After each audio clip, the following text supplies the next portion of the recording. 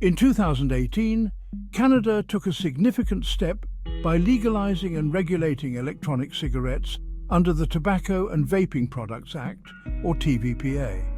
This legislation aimed to prevent youth access to vaping products while providing adult smokers with a potentially less harmful alternative to traditional cigarettes. The TVPA introduced several measures to achieve these objectives, including restrictions on advertising, promotion and packaging, as well as a minimum age of purchase.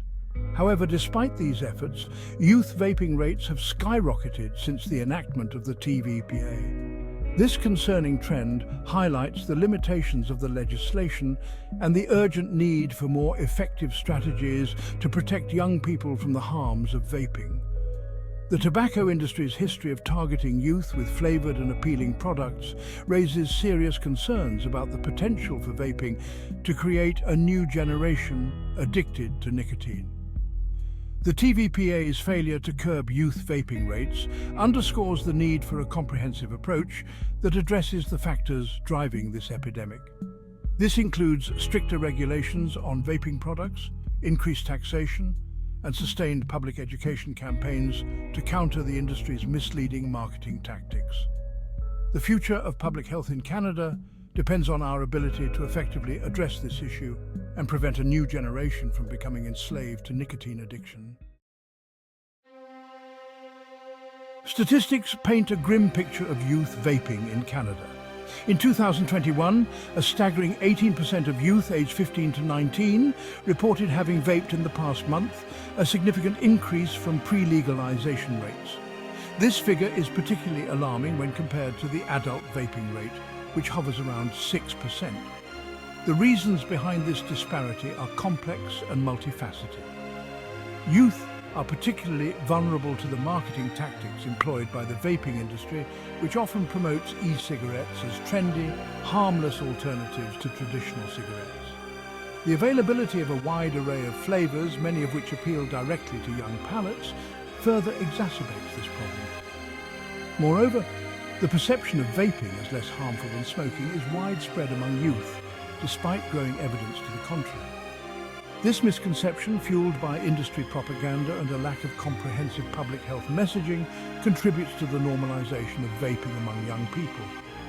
The alarming rise in youth vaping rates demands immediate attention and action from policymakers, health professionals and educators. Failure to address this issue will have dire consequences for the health and well-being of future generations. Interestingly, the COVID-19 pandemic, which brought about unprecedented disruptions to daily life, had a mixed impact on vaping rates. While adult vaping rates remained relatively stable during this period, youth vaping rates showed a slight decline. This temporary dip in youth vaping rates could be attributed to several factors, including school closures, social distancing measures, and increased parental supervision. With schools closed and social gatherings restricted, opportunities for youth to vape, both in groups and individually, were significantly reduced.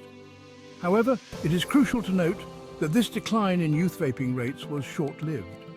As pandemic restrictions eased and life began to return to normal, youth vaping rates quickly rebounded, erasing any gains made during the lockdown periods. This highlights the transient nature of situational factors in influencing vaping behavior and underscores the need for sustainable, long-term solutions to address the root causes of this epidemic. Relying on external factors like pandemics to curb youth vaping is not a viable public health strategy. Section 4. The gender divide vaping among boys and girls. While vaping is a concern across all demographics, research suggests that there are notable differences in vaping behaviors between boys and girls. In Canada, boys consistently report higher rates of vaping than girls, a trend observed across various age groups.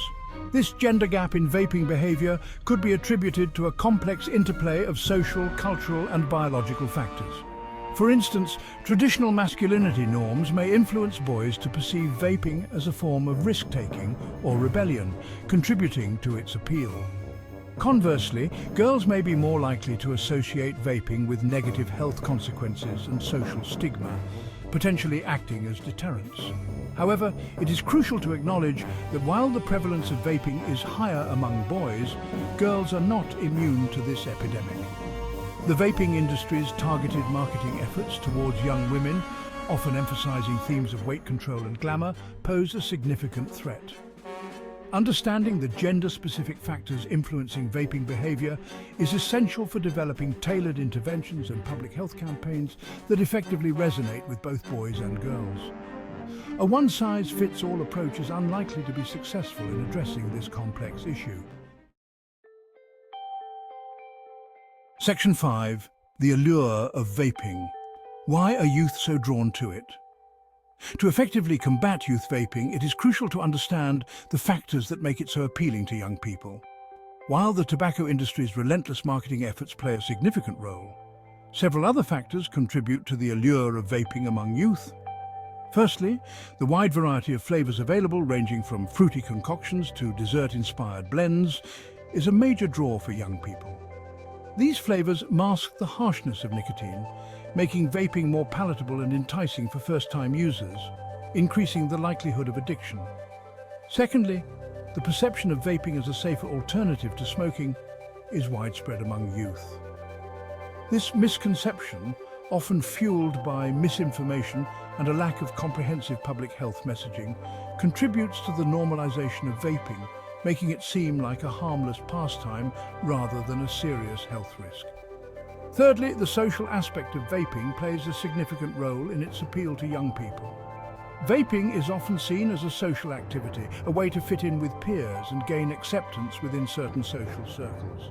The presence of vaping in popular media, movies and television shows further normalizes its image, making it seem cool and trendy.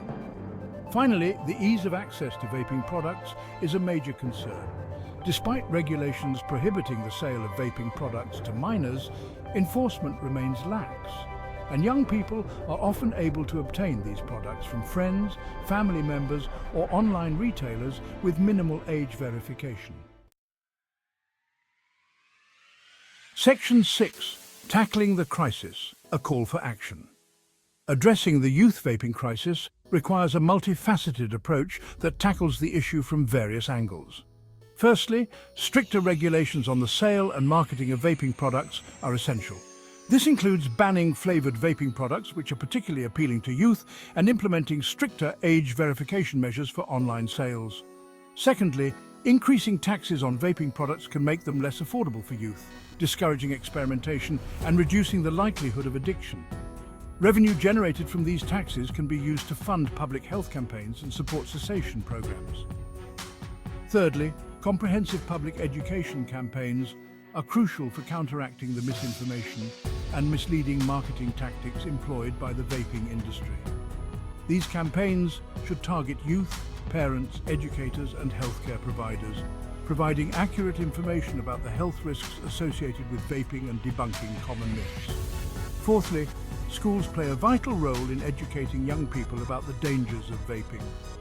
Implementing evidence-based prevention programs in schools can equip students with the knowledge and skills to make informed decisions about their health and resist peer pressure. Finally, parents and caregivers play a critical role in preventing youth vaping. Open communication, setting clear expectations, and providing support are essential for helping young people make healthy choices. Addressing the youth vaping crisis requires a concerted effort from all stakeholders. By implementing evidence-based policies, increasing public awareness, and providing support to those who need it, we can protect our youth from the harms of vaping and create a healthier future for all.